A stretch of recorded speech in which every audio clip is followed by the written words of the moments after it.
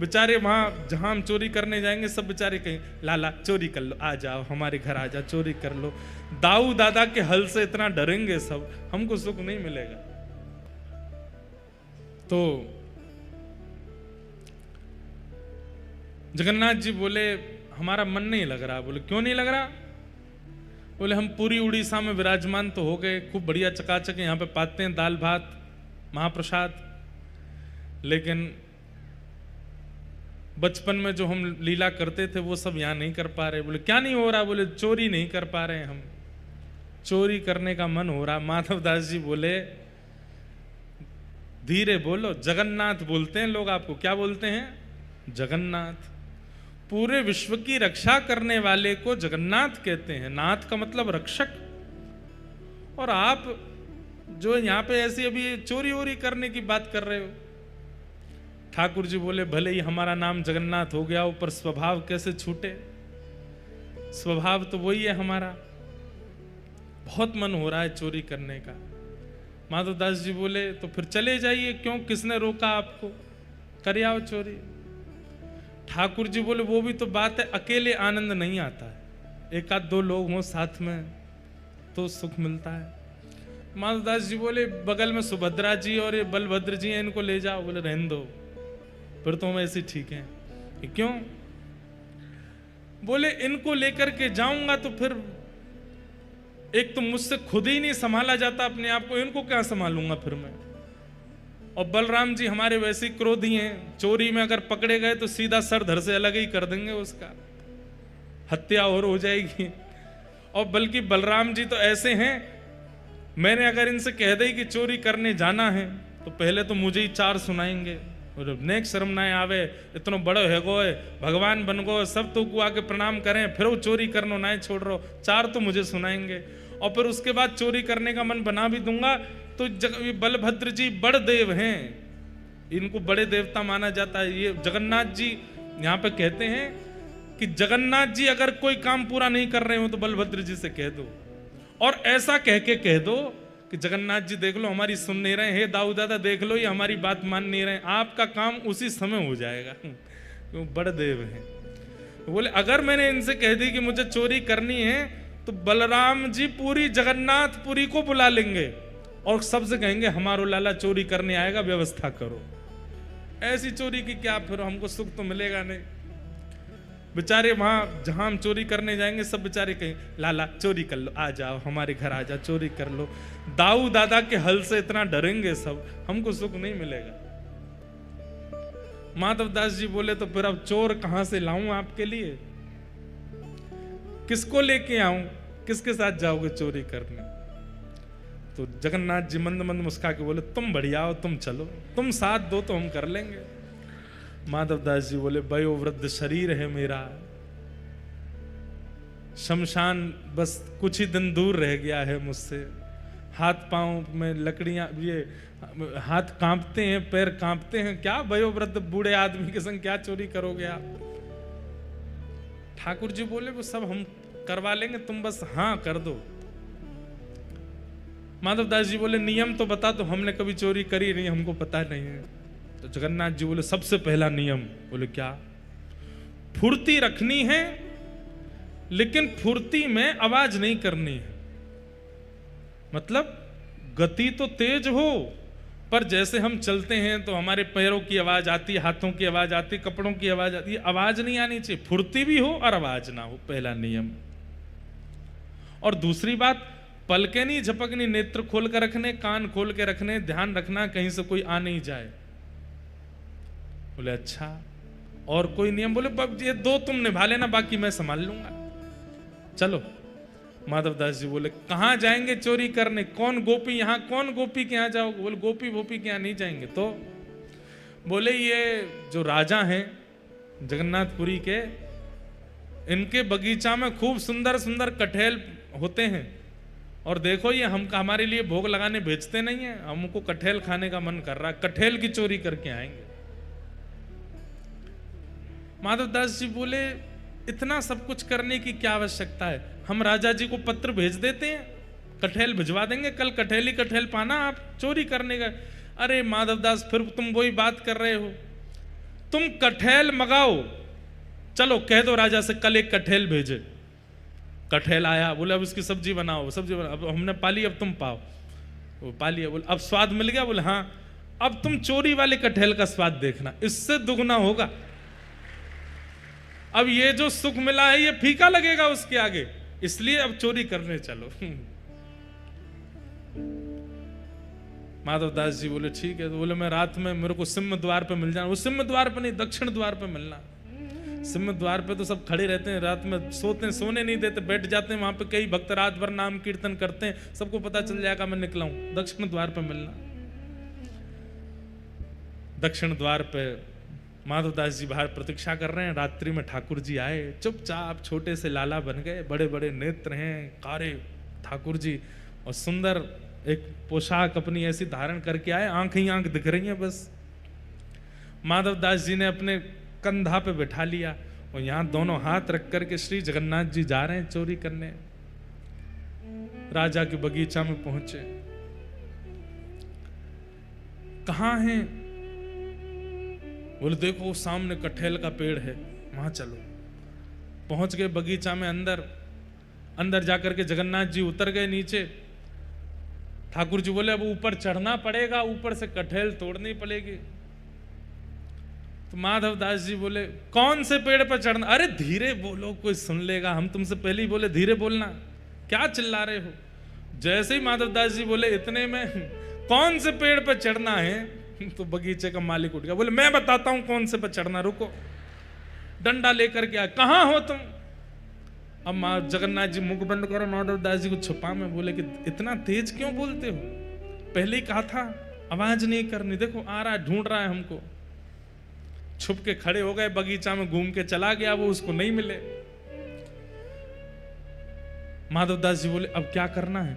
बोले देखो पेड़ के ऊपर हम दोनों में से कोई एक चढ़ेगा और नीचे दूसरा ऐसे करके लपकेगा, गिरेगा तो धम आवाज होगी, फिर से आ जाएगा माली।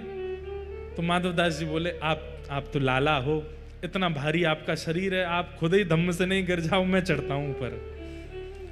ठाकुर जी बोले तुम चढ़ो, हम पीताम्बरी करके खड़े, हम ले लेंगे गोद में। ऊपर चढ़ गए माधवदास जी। अब कटहल लेकर के अब माधवदास जी ऊपर से चिल्ला के पूछ रहे कौन सा दूं, जे वाला कि वो वाला? ठाकुर जी बोले मरे खड़ो रहे ऊपर ही। इतने में ही बगीचा वाला बोले मैं बताता हूं कौन सा। ठाकुर जी तो वहां से भाज गए। अब ऊपर से माधवदास जी कटहल गिर रहे नीचे, धम्म। अरे ये धम्म आवाज आ रही है, आप लपक नहीं रहे क्या? नीचे माली बोला मैं लपकूंगा, आजा नीचे। माधवदास जी नीचे उतर करके आए बेचारे, ठाकुर जी तो भाज गए वहां से। माधवदास जी जैसे ही निकल करके नीचे आए, माली ने पकड़ करके 2-4 तो डंडा दिए, उनमें हाथ पांव बांध दिए, बोले रुक जाओ तुमको बताते हैं, सुबह होगी। माधवदास जी इधर उधर देख रहे, किसको ढूंढ रहे हो? बोले एक और आए थे साथ में, उनको ढूंढ रहा हूं, हमें तो कोई नहीं दिखा। बोले वो तो अंतर ध्यान हो गए होंगे, वो कहां दिखेंगे। ठाकुर जी भाज गए, सीधे मंदिर में जाके खड़े है गए, बढ़िया है। दूसरे दिन सुबह हुई, राजा को खबर मिली कि भाई हमारे बगीचा में कोई चोर घुसे थे रात को। सुबह सुबह राजा बगीचा घूमने आता था, तो जैसे ही बगीचा में आया तो देखा माधवदास जी पेड़ से लटके पड़े हैं। राजा उनको गुरु मानता था, तुरंत आकर के अरे गुरुदेव गुरुदेव गुरुदेव, ये कैसी लीला, जल्दी खोलो इनके। मालिक है इनको नहीं खोलना, ये रात में कटहल चुरा रहे थे यहां से। अरे हमारे गुरु जी हैं, खोलो इनको। तुरंत खोला, माधवदास जी के नेत्र सजल हैं। राजा बोले भगवान गुरुदेव ये कैसा कौतुक, आप मुझे बोल देते, मैं आपने परसों भी तो मंगवाया तो मैंने कटहल भिजवाया, आप और इच्छा थी तो मैं और भिजवा देता। माधवदास जी बोले हमारा शरीर देख करके तुमको लगता है कि हम कटहल खाते होंगे? हमारे अंग में कहीं भी आपको ऐसे लक्षण दिखते हैं? हमारी जीवा इतनी चटोरी होगी कि हमको कटहल की इच्छा हो? तो बोले हमारी जगन्नाथपुरी में सबसे चटोरे कौन है? बोले कौन है? बोले सबसे ज्यादा स्वादिगर एक ही है, महाप्रभु जगन्नाथ। उनकी इच्छा हो रही थी कि भैया बहुत बड़े है गए, हमने चोरी नहीं करी, तो चोरी करने के लिए आपके बगीचे में आए थे, कटहल की चुराई करने के लिए हमको ऊपर चढ़ाया, सबरी बात बताई, और बोले वो तो भाग गए, इसने हमको पकड़ लिया। राजा के नेत्र सजल हो गए। चरणों में गिर गए, बोले मैं कितना बड़ा भाग्यशाली हूं, महाप्रभु जगन्नाथ मेरे बगीचे पर चोरी करने आए। और उसी दिन पूरा बगीचा महाप्रभु जगन्नाथ जी के ही नाम कर दिया। बोले अब ये महाप्रभु जी का ही है, अब ये हमारा नहीं है, अब यहां जो भी सामग्री सब महाप्रभु जी की। माधवदास जी बेचारे स्नान ध्यान करके निकले, समुद्र प्रणाम करने जाते थे रोज भोर में। जैसे ही समुद्र प्रणाम करने गए, सोई दूर देखा कालिया ठाकुर ऐसे ऐसे चलते आ रहे हैं। माधवदास जी बोले बहुत बढ़िया, भाज गए थे रात को? बोले हम तो नहीं भाजे, तुम चिल्ला क्यों रहे थे ऊपर पेड़ पे से? तो बोले तो तुम्हारी इच्छा पूरी हो गई, चोरी करनी है, चोरी करनी है, एक कठैल हाथ नहीं पड़ा आपके। बोले अब क्या करें? बोले चिंता नहीं करो, आप तो भाज गए थे, पर हम देखो रात में पिटे बंधे पूरा बगीचा आपके नाम करवा के आ गए, लो अब जाओ खूब प्रेम से कटहल पाओ। ठाकुर जी बोले माधव मन की मन में ही रह गई। बोले क्या चोरी भाई? नहीं। बोले तुम्हारे हाथ जोड़े हैं, तुम खुद ही देख लेना कब करनी है। तो आज भी जगन्नाथ महाप्रभु की इच्छा पूरी भई नहीं है चोरी करवे की। है कोई अगर तो करो ऐसी व्यवस्था कि कभी महाप्रभु जी आवे और चोरी कर ले जाएं आपके घर से कछु। बंधुओं, अपनी बगीचे के पुष्पों को इसी भाव से तैयार करो, अपने बगीचे के सुंदर फलों को भी इसी भाव से तैयार करो, अपने घर की सब सामग्री को इसी भाव से तैयार करो कि कभी महाप्रभु जी की इच्छा पूरी हो जाए, कभी उनका ये भाव पूरा हो जाए, वो हमारे घर आवे। तू है सखी बड़ भाग बड़ी, नंदलाल तेरे घर आवत है। तू है सखी बड़ भाग बड़ी, नंदलाल तेरे घर।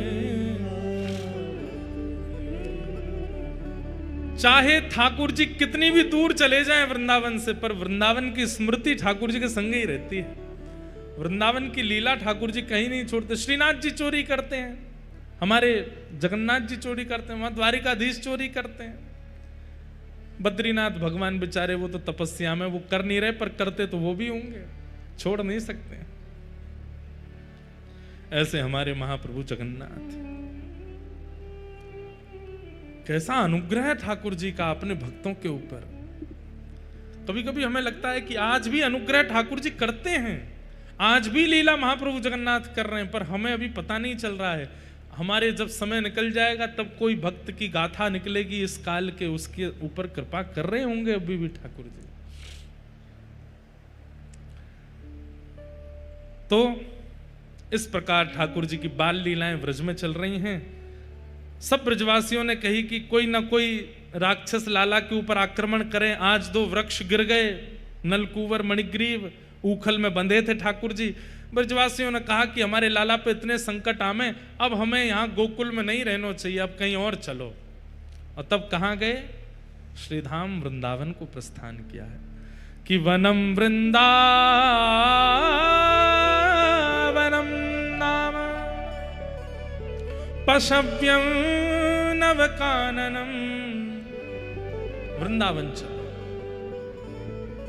वृंदावन चलो, वहां जाकर के विराजेंगे और वहीं रहकर के लाला की सेवा करेंगे। किशोरी जी के हृदय से प्रकट हुआ है वृंदावन, इसीलिए वृंदावन रसामृत पद में गाया, श्यामा हृदय कमल सो प्रगट्यो। और जब किशोरी के हृदय से प्रकट हुआ तो किशोरी जी के हृदय की प्रकट कमल को ठाकुर जी देख करके प्रसन्न हो गए। तो श्याम हृदय को भाए, श्यामा हृदय कमल सो प्रगटो, श्याम हृदय को भाए, वृंदावन प्यारो वृंदावन। ठाकुर जी वृंदावन आकर के अति सुख में हो गए। बहुत प्रिय लगता है ठाकुर जी को वृंदावन। बंधुओं, कोई वृंदावन से अगर जगन्नाथपुरी आता है ना, एक बात कह दें आपको, इस बात को बताने के बाद हम ही वैसे संकट में पड़ जाएंगे, लेकिन फिर भी बता देते हैं। या तो आचार्य के साथ जगन्नाथ जी का दर्शन करो, या किसी ब्रजवासी के साथ ठाकुर जी का दर्शन करो। ब्रजवासी को संग लेकर के महाप्रभु जी का दर्शन करोगे, महाप्रभु जी बड़े प्रसन्न होते हैं। ब्रजवासी को देखने के लिए तो ये किस लिए विराज रहे हैं ऐसे, ये हाथ ऐसे क्यों हैं, मुख ऐसा क्यों है, हम कह सकते हैं हमारी याद में, हम ब्रजवासियों की याद में महाप्रभु जगन्नाथ जी पिघल गए। ब्रजवासी वल्लभ सदा मेरे जीवन प्राण, इनको नाही बिसारी हूं मोहे नंद बाबा के आन। ठाकुर जी स्वयं सौगंध खाते हैं नंद बाबा की, और ये ब्रजवासी, और जब तक ब्रज में ब्रजवासी आते रहेंगे ये मेरे प्राण रहेंगे, चाहे ये जैसे भी हों ये मेरे प्राण ही रहेंगे। ब्रजवासी वल्लभ सदा मेरे जीवन प्राण, मुझे प्राणों से भी अति प्रिय हैं ये ब्रजवासी। आज भी महाप्रभु जगन्नाथ जी, हम भले ही खूब आनंद में उनके सामने जाते हैं, खूब नाचते हैं, खूब गाते हैं, लेकिन वो विरह में है। ये ठाकुर जी का विरह स्वरूप है। अपने ब्रजवासियों की याद में ठाकुर जी पिघल गए। आज भी ठाकुर जी को मधुमंगल की याद आती है। वो मधुमंगल जो सुबह उठता है ना, तो सुबह उठते ही हर व्यक्ति धीमे धीमे अपने नेत्र खोलता है, आंख एक साथ नहीं खुलती, लेकिन मधुमंगल तो आंख पे हाथ धर लेता है और हाथ पे हाथ धरते हुए स्पर्श करते हुए चलता है। अब मैं घर से बाहर आए गयो, अब जे गली आ गई, आगे वाली गली तो अब मैं नंद भवन के सामने मुड़ गयो, अब नंद भवन आए गयो, और दहली के अंदर प्रवेश करते ही मैया, ओ मैया, हाँ लाला उठ गयो ना, अब ही तो ना उठो। तो मधुमंगल ऐसे ही बैठा रहता है, बोले मैया जब लाला उठ जाए तो मैं बताइयो। यशोदा मैया जाए के लाला तू आंखन पे हाथ धर के काई को बैठो। मैया मैं अगर पहली आंख खोल करके कोई और को देख लूं ना, मेरा पूरा दिन बर्बाद हो जाए, लेकिन मैं पहली बार जब लाला को देखूं तो मेरा पूरा दिन बड़ा मंगल जाए। मैया जब लाला उठ जाए तो मैं बताई दूं। ऐसे ही बैठे रहता मधुमंगल। इतने में ही पलना हिलता है, ठाकुर जी उतरते हैं। यशोदा मैया सबसे पहले जाके कहती, अरे मधुमंगल देख लाला उठ गयो। ठाकुर जी के सामने आकर के मधुमंगल तब हाथ उठावे और सबसे पहले लाला को देखे, और लाला देखते ही वहां से भाज जाए, और फिर जाके अपनो प्रसाद पावे, स्नान ध्यान करे। रोज देखे ठाकुर जी को, और कुछ नहीं देखना, सबसे पहले लाल जी देखे। ठाकुर जी को उस मधुमंगल की याद में यहां पिघल गए हैं। तो मधुमंगल आज भी बाट निहार रहा है मेरी ब्रज में, और मैं गया नहीं। भगवान श्री कृष्ण जन कल्याण करने के लिए धराधाम पर आए, लेकिन ब्रज आकर के जो प्रेम ठाकुर जी को मिला, उसके बाद ठाकुर जी असमंजस में आ गए। अब मैं क्या करूं? यदि मैं ब्रजवासियों के पास रहूंगा तो विश्व कल्याण नहीं होगा, और विश्व कल्याण के लिए जाऊंगा तो ब्रजवासी मेरे कष्ट में आ जाएंगे। ठाकुर जी ने विश्व कल्याण को चुना, चले गए विश्व कल्याण के लिए। मथुरा, द्वारिका और महाभारत का युद्ध आदि करा करके गीता का ज्ञान दिया, लेकिन अपने लीला के अंतिम का समय में ठाकुर जी अपनी लीला पूरी करने से पहले बड़ी ग्लानि होने लगी। विश्व कल्याण तो हो गया, लेकिन ब्रजवासियों को मैं सुख नहीं दे पाया, क्या करूं? तो ब्रजवासियों का जो कष्ट है, ब्रजवासियों की जो पीड़ा है, ब्रजवासियों का जो विरह है, ठाकुर जी के मन में आया, मैं उसका आस्वादन करूं। जितना विरह ब्रजवासियों ने मेरे लिए किया है, ये तो 100 वर्षों का विरह है। मैं आज प्रतिज्ञा धारण करता हूं, जब तक पृथ्वी रहेगी तब तक इन ब्रजवासियों के विरह में जगन्नाथ बन करके बैठा रहूंगा। रोज विरही होते हैं। हमें लगता है कि वो मुस्कुरा रहे हैं, हमें लगता है कि वो बड़े बड़े नेत्रों में श्रृंगार, बड़े श्रृंगार आदि, पर नहीं। वहां प्रभु जगन्नाथ जी विरह में है, ब्रजवासियों के विरह में।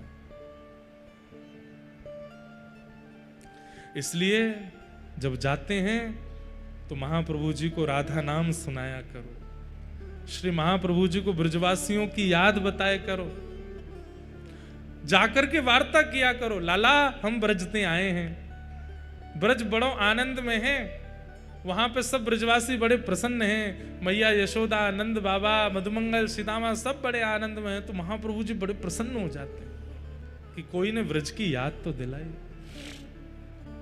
ऊधो मोहे ब्रज बिसरत नाही, ठाकुर जी कहते हैं उद्धव मैं ब्रज को भुला नहीं पाता। हंस सुता को सुंदर कलरव और वृक्षन की छाहें ऊधो मोहि ब्रज बिसरत ना। मुझे ब्रज भूला नहीं जाता। इसलिए महाप्रभु जगन्नाथ जी के सामने जब आप आकर के बैठते हैं तब किसी भी कोने में मंदिर में चले जाइए, कोई सबको सुनाई दे इतना तेज करने की आवश्यकता नहीं है। केवल मन में जगन्नाथ जी को बिठा लो और महाप्रभु जी से कहो, हे महाप्रभु आप पीड़ा में मत रहो, आप विरह में मत रहो, देखो हम पूरा व्रज अपने हृदय में लेके आए, आप दर्शन करो और अपने हृदय में व्रज प्रकट करके महाप्रभु जी को उस व्रज में ले जाओ। यशोदा मैया की गोद में बिठा दो अपने मन में, नंद बाबा की गोद में बिठा दो, किशोरी जी के बगल में बिठा दो, कुंज निकुंज यमुना के पुलिन पर घुमा लाओ जगन्नाथ जी को। ये उपकार कीजिए जगन्नाथपुरी आकर के, अपने हृदय रूपी व्रज में महाप्रभु जगन्नाथ जी को रमण कराओ। ठाकुर जी प्रसन्न होते हैं।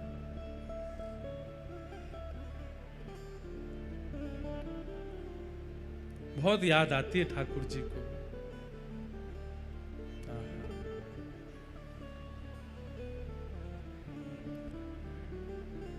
और महाप्रभु जी यहां पता है क्या गा रहे हैं, किस भाव में हैं? राधे राधे करुणामयी कृष्ण प्यारी, मेरी सुधली जो श्री वृषभानु दुलारी। राधे राधे करुणामयी कृष्ण प्यारी, मेरी सुधली श्री वृषभानु। बंधुओं जब आप वृंदावन जाते हैं ना तो वृंदावन के एक एक गली मोहल्ला कुंज निकुंज सबका दर्शन करके अपने हृदय में उसकी स्मृति बना लो।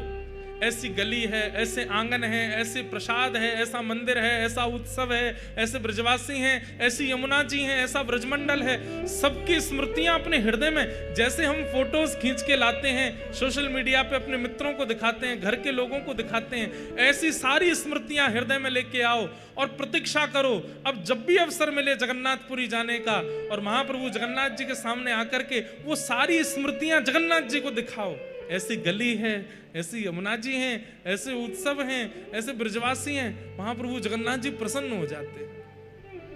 कोई ने मुझ को व्रज की याद दिलाई है, कोई ने मुझ को वृंदावन की याद दिलाई है, वृंदावन को स्मरण करायो है।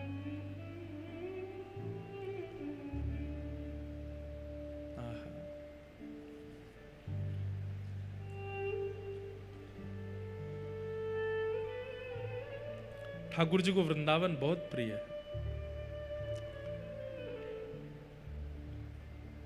चरित्र आता है आज से 500 साल पहले कोई वृंदावन से जगन्नाथपुरी दर्शन के लिए निकला और जैसे ही उनका वृंदावन से निकलना हुआ, यहां हजारों किलोमीटर दूर जगन्नाथपुरी में ब्रह्मवेदी पर बैठे महाप्रभु जगन्नाथ झूमने लगे। पुजारियों ने पूछा, अरे जय हो जगन्नाथ जी, इतने आनंद में क्यों हैं, झूम क्यों रहे हैं? महाप्रभु जगन्नाथ जी के अश्रु प्रकट हो गए। मेरे व्रज से कुछ लोग आ रहे हैं जगन्नाथ दर्शन करने के लिए, मुझे बड़ी प्रसन्नता हो रही है। वो कब आएंगे, मैं कब उनको देखूंगा? उनके अंग का स्पर्श करके वायु मेरे पास आएगी और उनके स्पर्श से वायु जब मुझे लगेगी तो मुझे लगेगा कि वृंदावन की ब्यार मुझे स्पर्श कर रही है।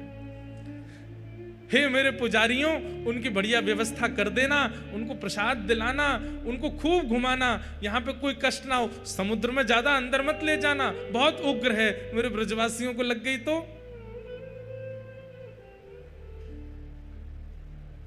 मेरे ब्रजवासियों को सुख देना, वो आ रहे हैं।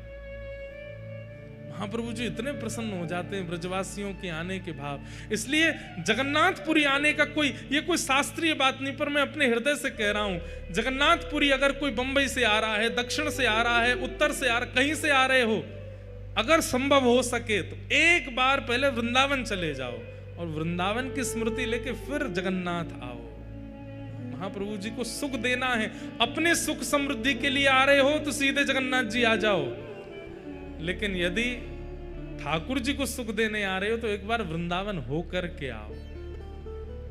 महाप्रभु जी को सारी स्मृतियां बता दो, महाप्रभु जी प्रसन्न हो जाते हैं। ठाकुर जी वृंदावन आए, वृंदावन आकर के भगवान ने अनेक लीलाएं की। सबसे पहली लीला ठाकुर जी ने ग्वाल बालों के संग बैठ करके छाक पाई है। छाक माने वन में ठाकुर जी गैया चराने जाते हैं और वहां ग्वाल बाल अपने अपने घर की सामग्री लेकर के आते हैं, सबकी सामग्री एक साथ लेकर के ठाकुर जी फिर उसको पाते हैं। महाप्रभु जगन्नाथ जी का महाप्रसाद सुनिए ध्यान से। एक पत्तल में एक व्यक्ति बैठ करके पा रहा है तो समझो कि वो महाप्रसाद पा रहा है, लेकिन एक ही पत्तल में 4 लोग बैठे हैं, कोई कहीं से दाल मां मिला रहा है, कहीं से चावल मिला के, तो ठाकुर जी बड़े प्रसन्न होते हैं, वाह मेरी छाक लीला है रही है, क्योंकि ठाकुर जी भी तो ऐसी छाक पाते हैं। महाप्रसाद झूठा नहीं होता, आप किसी के साथ भी बैठ के पा सकते हो, कभी भी पा सकते हो, कैसे भी पा सकते हो। आप जीभ से भी अगर कुछ स्पर्श कर लेंगे तो भी वो महाप्रसाद ही रहेगा, वो झूठा नहीं हो सकता। महाप्रसाद ऐसे ही पाना चाहिए। अगर कोई जगन्नाथपुरी का वैष्णव बैठ के पा रहा होगा तो आप जाकर के अगर उसके में से उठा के पाने लगेंगे, वो आपसे कुछ कहेगा नहीं। बाहर का व्यक्ति होगा जिसको पता नहीं, वो कैसे भैया क्या कर रहे हो, हम पा रहे हैं, हमारे में से क्यों पा रहे हो। लेकिन महाप्रभु के महाप्रसाद का ही नियम है, अगर जगन्नाथपुरी का व्यक्ति पा रहा होगा जिससे पता है महाप्रसाद की महिमा, आप जाकर के बैठिए, उसके पत्तल में पाने लगिए, वो और स्थान भले ही परिचय नहीं, नाम भी नहीं पता, वो कहेगा आओ बैठो पाओ, खूब प्रेम से पाओ। कोई पत्तल से उठ गया पा करके और पत्तल पड़ी है, आप उसमें पुनः महाप्रसाद लेके पा सकते हो, वो झूठी नहीं होती। तुलसी दल की तरह है। यहां खप्पर मिल जाए, फूटे हुए मिट्टी के बर्तन मिल जाए, उनमें जितने चावल बचे भाई में दाल में मिलाओ, प्रेम से पालो। महाप्रसाद अद्भुत है, यहां पे अपरस ही है सब कुछ भी स्पर्श से झूठा कूटा नहीं होता। मतलब देखो कैसी भावना आई चित्त में कि विश्व में मंदिरों के गर्भगृह अपरस होते हैं, पर महाप्रभु जगन्नाथ जी का पूरा क्षेत्र अपरस है। यहां पे कुछ भी अपवित्र नहीं होता, सब पवित्र है। ठाकुर जी ने छाक लीला की, छाक लीला के बाद ठाकुर जी ने कई लीलाएं व्रज में की। कालिया मर्दन लीला की आज हमने प्रारंभ में ही सुन ली। सब लीलाएं करते हुए एक दिन ठाकुर जी आए तो देखे 56 भोग बन रहे हैं। मैया से जाए करके कही, मैया जी कौन के काजे बननो है। मैया बोली लाला बाबा ते जाके पूछ। ठाकुर जी ने बाबा ते जाके पूछी, बाबा बोले लाला हम ब्रजवासीन के देवता इंद्र महाराज हैं।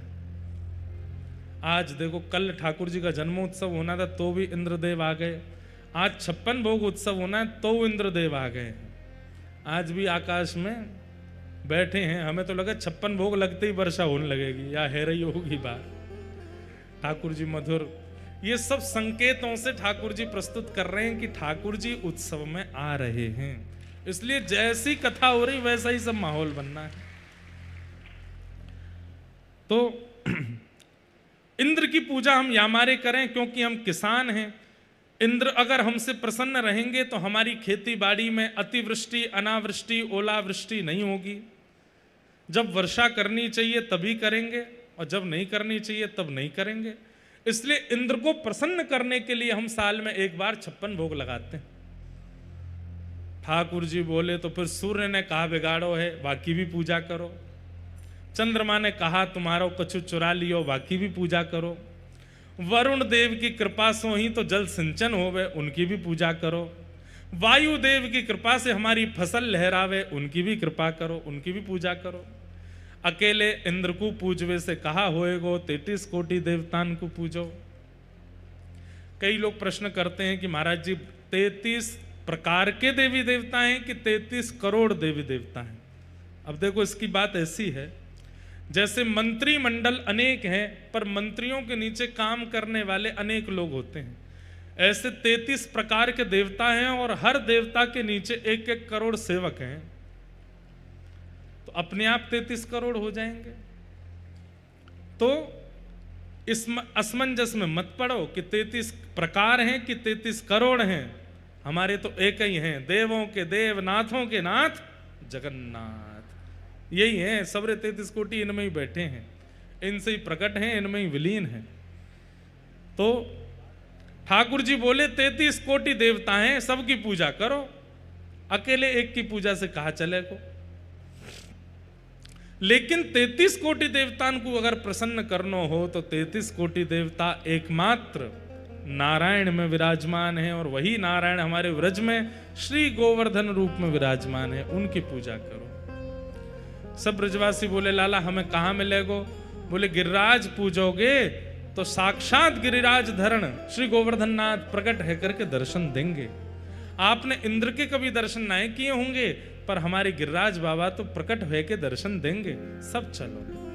और सब ब्रजवासी लाला की बात मान करके श्री गोवर्धन जा रहे हैं। तू एक बार आजा गिरिराज की शरण में, तू एक बार आजा गिरिराज की शरण में, तू एक बार आजा गिरिराज की शरण में, तू एक बार आजा। सब ब्रजवासी अपनी अपनी बैलगाड़ियों में 56 भोग सजा करके लेकर के जा रहे हैं। महाप्रभु श्री गिरिराज धरण को भोजन कराने के लिए, प्रसाद पवाने के लिए, प्रसन्न करने के लिए आगे आगे कृष्ण बलराम चल रहे हैं और पीछे सब ब्रजवासी चल रहे हैं, नाचते गाते हुए जा रहे हैं।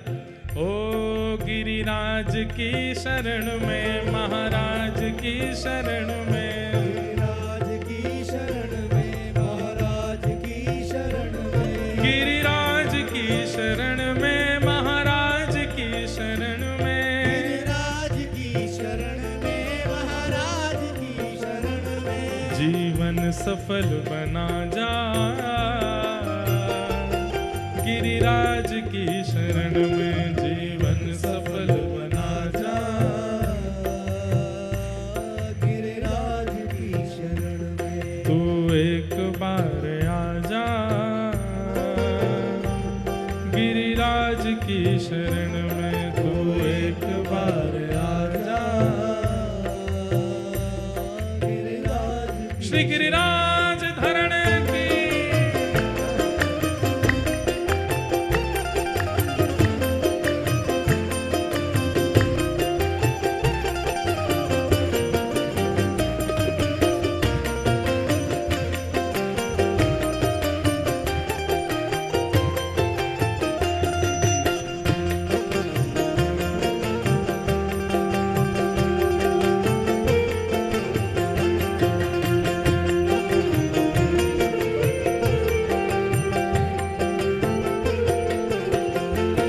निर्मल हृदय रहेगा गिरिराज की शरण में, रहेगा गिरिराज की शरण में, निर्मल हृदय रहेगा गिरिराज की शरण में, निर्मल हृदय रहेगा गिरिराज की शरण में, उत्सव महान होते गिरिराज की शरण में, उत्सव महान होते गिरिराज की शरण में, तू रंग हो या राजा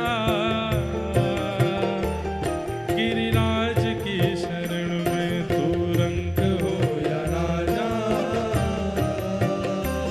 गिरिराज की शरण में, तो तू एक बार आजा गिरिराज की शरण में, एक बार आजा गिरिराज की शरण में, जब इंद्र कोप कीनो ब्रज को बहाए दीनो, इंद्रकोप कीनो ब्रज को बहाए दीनो, जब इंद्र कोप कीनो ब्रज को बहाए दीनो, जब इंद्रकोप कीनो ब्रज को बहाए दीनो, सुरपति मान मारो गिरिराज की शरण में, सुरपति मान मारो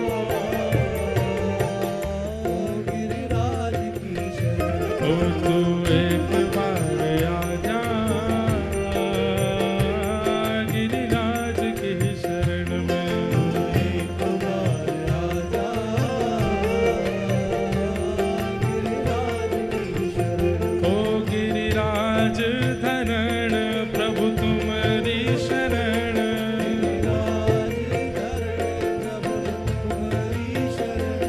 गिरिराज धरण हम तुम्हारी शरण, गिरिराज धरण हम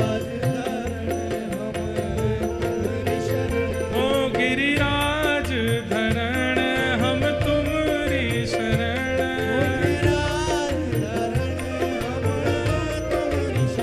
ओ प्यारे गोवर्धन हम तुम्हारी शरण,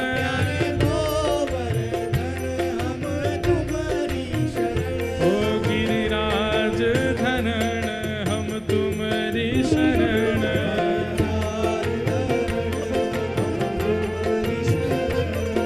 ओ गिरिराज हम तुम्हारी शरण,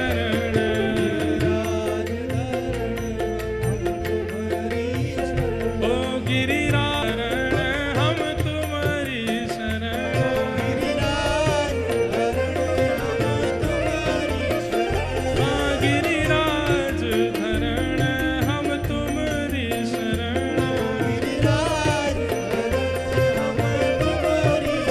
ओ गिरिराज धरण हम तुम्हारी शरण,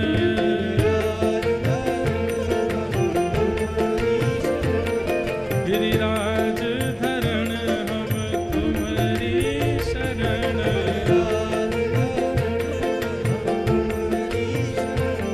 तू एक बार आजा गिरिराज की शरण में, तू एक बार आजा गिरिराज की शरण, ओ जीवन सफल बना जा गिरिराज की शरण में, जीवन सफल बना जा बोलो गिरिराज धरण की, श्याम सुंदर श्री यमुने महारानी गोवर्धन नाथ की जय जय श्री राम। सब ब्रजवासियों को लेकर के ठाकुर जी गोवर्धनपुर पहुंचे और वहां जाकर के 56 भोग सामग्री लगाई। श्री गिरिराज बाबा खूब प्रेम प्रसन्न मगन है करके प्रेम से भोग अरोग रहे हैं। आज श्री गिरिराज जी को प्रसाद अरोगने दें। गिरिवर धारण लीला ये कल के सत्र में हम करेंगे। बल्धो कल से नवरात्रि का प्रारंभ हो रहा है। आज श्राद्ध पक्ष का विश्राम अमावस्या है। संभव हो तो आप सब लोग अपनों पितरों का स्मरण करके महोदधि समुद्र नारायण में स्नान कर लीजिएगा और यहीं महाप्रसाद किसी ब्राह्मण देव को पवा करके और अपने पितरों का स्मरण करके महाप्रसाद ठाकुर जी का भोग लगा हुआ उसी से ही प्रदान कर देना। हे पितृदेव आप जहाँ भी हैं वहाँ से प्रसन्न हो जाएं। और जगह से करने पर तो वे प्रसन्न होते ही हैं, पर महाप्रसाद का भोग जब उन्हें अर्पित कर दिया जाए तो पितृ और आनंदित हो जाते हैं। इस प्रकार आप सब लोग आज का क्रम करें। कल सुबह के सत्र में कथा होगी और संध्या के सत्र में यहाँ दीक्षा का क्रम होगा। जो श्री वैष्णव बालक बहुत समय से यहाँ कई लोग आए भी हैं, कई लोगों की इच्छा है हमें तीर्थ में ही दीक्षा हो जाए, तो वे सब लोग आज कथा के बाद अपना नामांकन करा लेंगे और उसके बाद कल वे ही लोग कथा के उपरांत शाम 4 बजे यहाँ उपस्थित होंगे और 4 बजे से यहाँ दीक्षा का क्रम होगा। सब लोगों को श्री वैष्णवी दीक्षा कल यहाँ प्राप्त होगी। जिन जिन लोगों की दीक्षा होगी उन लोग, वैसे और जगह तो सुबह दीक्षा दे देते हैं क्योंकि बिना खाए पिए लेनी होती है, पर महाप्रसाद पाने में कोई दोष नहीं। आप अगर केवल महाप्रसाद रह रहे हैं ना तो आपका निर्जला व्रत माना जाता है। महाप्रसाद अन्न है ही नहीं, वो प्रसाद है, उसको पाने से कोई अन्न सेवन नहीं माना जाता। इसलिए जिन जिन लोगों की कल दीक्षा होगी वे लोग महाप्रसाद ग्रहण कर सकते हैं और संध्या 4 बजे यहाँ उपस्थित होंगे। पूर्व में दीक्षा हो चुकी है वे पुनः दीक्षा नहीं ले सकते। अगर पूर्व की दीक्षा का स्मरण नहीं है, बाल्यकाल में ले ली, मंत्र याद नहीं, गुरुजी का स्मरण नहीं, तो वे लोग आकर के पहले बताएंगे कि हमारी पूर्व दीक्षा हो चुकी है, तो ही हमारा भाव बनेगा, तो हम दीक्षा देंगे। जितने भी भाई बहन हैं सबको केवल धोती उपरना में भाइयों को आना है, माताओं को हो सके तो भारतीय परिवेश पहन करके आना है। आप सब लोग कल दीक्षा के लिए उपस्थित होंगे और कोई भी सामग्री, कोई धन दक्षिणा फीस कुछ जमा करनी नहीं है, रजिस्ट्रेशन कराना है, क्योंकि उससे आपकी जानकारी गुरु के पास रहेगी, घर कहाँ है, परिवार कहाँ है, कौन हो, क्या हो, ये सब पता होगा। इसलिए वो सब नामांकन कराना आवश्यक है, सब लोग यहाँ करेंगे। फिर पंच संस्कार में पंचम संस्कार जो याग है वो यहाँ श्रीमन नारायण भगवान के चरणों में तो होगा। दीक्षा लेते ही आप सब लोगों को जाना है और महाप्रभु जगन्नाथ जी के सामने जो गुरु प्रदत्त नाम होगा, आपका नाम जो भी है, कल दीक्षा के बाद गुरु जी के द्वारा जो नाम दिया जाएगा उस नाम से ठाकुर जी आपको पहचानेंगे। फिर आपका नाम रमेश, महेश जो भी है, गुरु दीक्षा के बाद गुरु जी एक नाम देते हैं, वो नाम उससे संसार आपको नहीं जानता, संसार तो उसी नाम से जानता है जो आपका बचपन में रखा गया, पर ठाकुर जी फिर आपको उसी नाम से जानते हैं जो गुरुदेव ने रखा है। तो जब कभी भी ठाकुर के सामने जाना है तो गुरु प्रदत्त नाम से ही प्रणाम करना है, तो ठाकुर जी पहचान जाते हैं किस परंपरा से आए हो और उस पर फिर अनुग्रह ठाकुर जी करते हैं। तो कल यहाँ शाम 4 बजे उत्सव दीक्षा क्रम होगा।